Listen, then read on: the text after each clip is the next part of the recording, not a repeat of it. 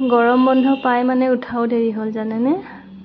7টা বাজিলে এনেতো ইমান দেৰি ৰেডি হৈ মানে ৰেডিয়ে হ'ব লাগে ইমানখিনি সময়ত ৰেডি মানে কি স্কুল যাবই লাগে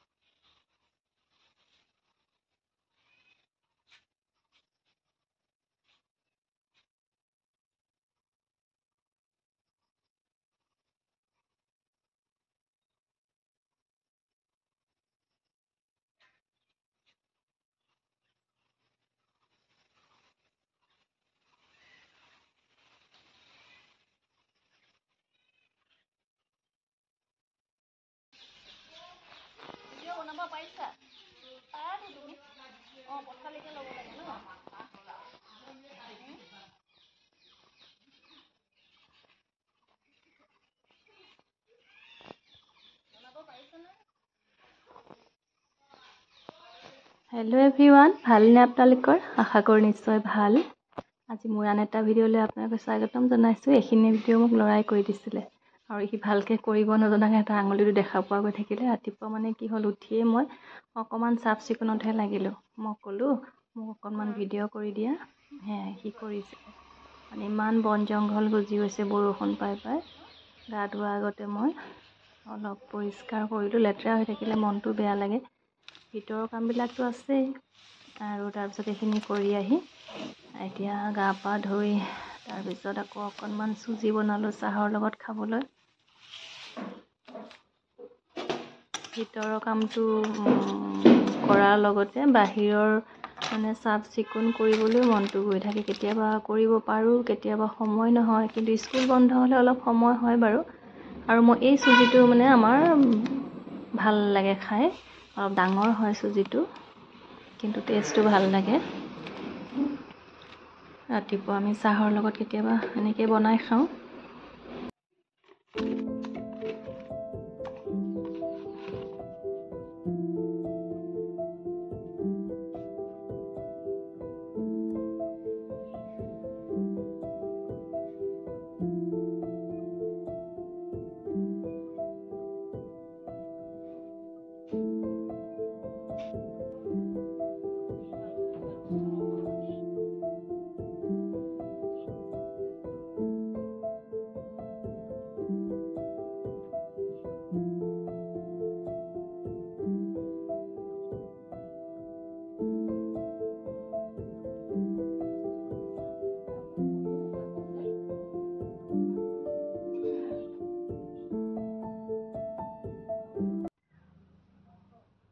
আৰু বিচনা পত্ৰ ঠিক কৰি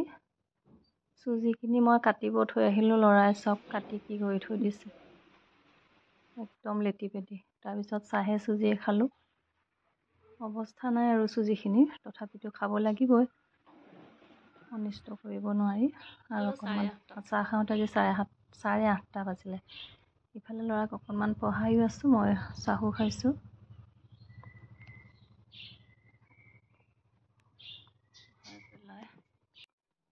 আৰু অলপ কচু আনিলোঁ গাঁৱত থকা কিমান সুবিধানো কিমান মানে ফ্ৰেছ বস্তু খাবলৈ পাওঁ অলপ কচু মানে বনৰীয়া কচু এইখিনি কেনেকৈ বনাই মই দেখুৱাম বাৰু আপোনালোকেও বনাই চাগে তথাপি মই কেনেকৈ বনাওঁ সেইটো দেখুৱাম বনৰীয়া কচুখিনি গুচাই কৰি ধুই কৰি ল'লোঁ আৰু কেৰাহী পাতি দিলোঁ কেৰাহীত মই কচুখিনি মানে একেবাৰে কম জুইত দি অকণমান নিমখ দি তেল নিদিওঁ এতিয়া নিমখ দি বইল কৰিম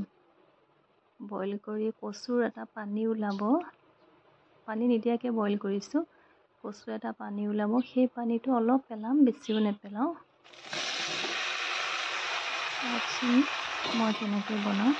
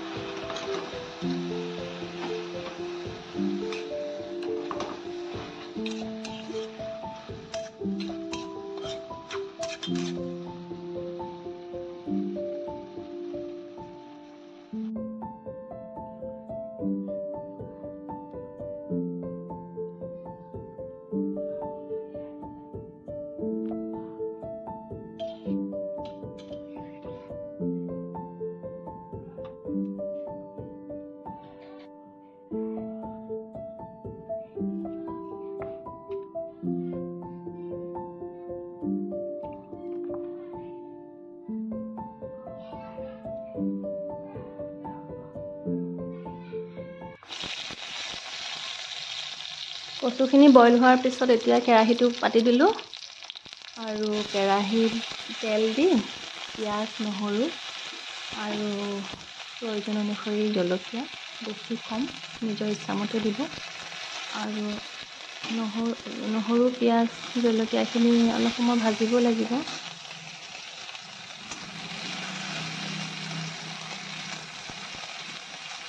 কেঁচা গোন্ধটো যাব লাগিব, তেতিয়া ভাল লাগিব।